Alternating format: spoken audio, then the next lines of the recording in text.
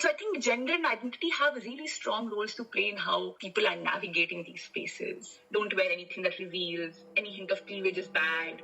Tie your hair. Don't wear any shiny earrings. Where my clothes Don't used wear to get makeup. scrutinized like every day. Then this other time somebody was literally falling on me. You know, it is so normalized, especially when it's a senior, hugging and calling us darlings.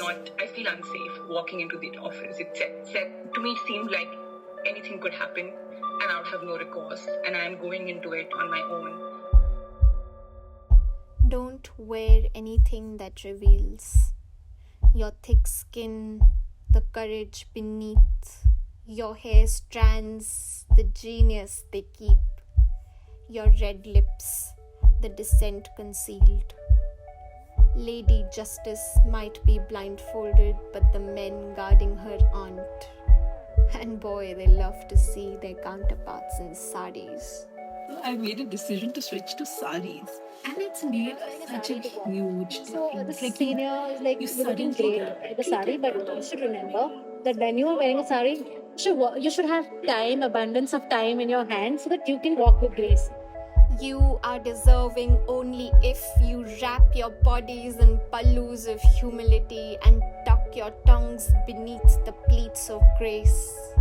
Spinning on the wheel of a gaze that defines the lines of dignity and merit.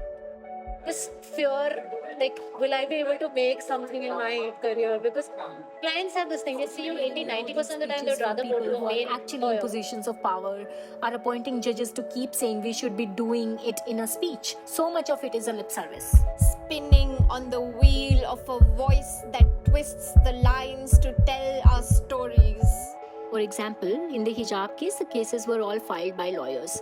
Petitioners have not actually come and discussed with the lawyers that this is what I'm facing. Lady Justice might be blindfolded, but the men guarding her aren't. They can see how you fit your saris, your hijabs, your lipsticks, your bras. Well, it's time we stop spinning. It's time we turn the wheels into rungs. You know what's a counter word for that? So I said, okay, I'm calling it sisternity.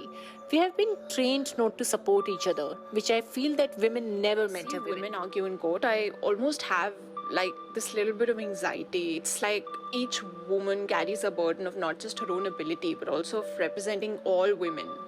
It's time we stretch the lines and make space for ourselves in our story.